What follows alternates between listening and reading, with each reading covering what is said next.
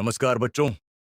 आज हम भारतीय इतिहास के एक महान सम्राट चंद्रगुप्त मौर्य के बारे में बात करेंगे।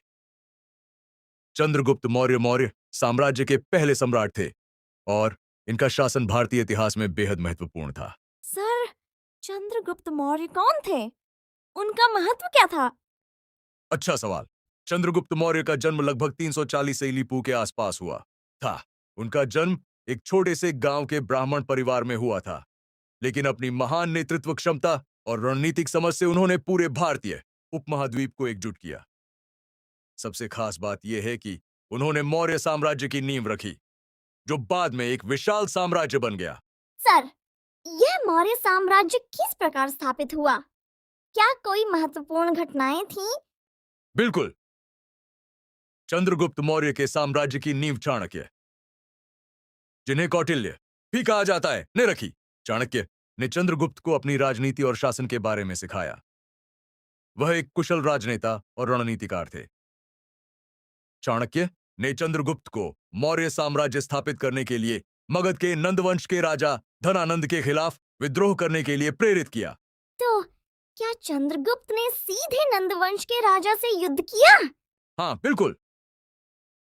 चंद्रगुप्त ने अपने छोटे से राज्य के साथ नंदवंश के राजा धनानंद को हराया। यह युद्ध बहुत ही निर्णायक था और इसके बाद चंद्रगुप्त मौर्य ने लगभग पूरे भारत के उत्तरी भाग पर अपना अधिकार जमा लिया। उनके साम्राज्य का विस्तार अफगानिस्तान से लेकर बंगाल तक था। इतना बड़ा साम्राज्य! लेकिन सर, चंद्रगुप्त के शासन में कौन-कौन सी खास बातें थीं? बहुत अच्छे सवाल हैं। चंद्रगुप्त मौर्य के शासन में कई अहम सुधार हुए। उन्होंने एक सशक्त प्रशासनिक व्यवस्था बनाई, जिसमें कानूनों का पालन सख्ती से किया जाता था। उन्होंने मौर्य साम्राज्य को एकजुट और समृद्ध बनाने के लिए विभिन्न योजनाएं बनाई, जैसे वाणिज्य, कृषि और किला निर्माण। इसके अलावा उन्होंने एक मजबूत सेना तैयार की, जो उनके साम्राज्य की सुरक्षा का मुख्य स्तंभ थी। क्या चंद्रगुप्त का जीवन संघर्षों से भरा हुआ था? क्या उनके शासन के बाद साम्राज्य कमजोर हो गया? चंद्रगुप्त का जीवन सचमुच संघर्षों से भरा हुआ रहा।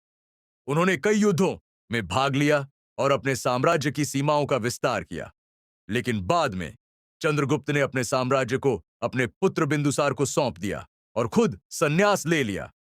वह जैन धर्म के अनुयायी बन गए थे और कर्नाटक के श्रवणबेलगोला में अपना जीवन समाप्त किया। तो क्या चंद्रगुप्त को सिर्फ युद्ध और सत्ता के लिए याद किया जाता है? नहीं, चंद्रगुप्त को एक महान शासक, राजनेता और दूरदृष्टि वाले नेता के रूप में भी याद किया जाता है।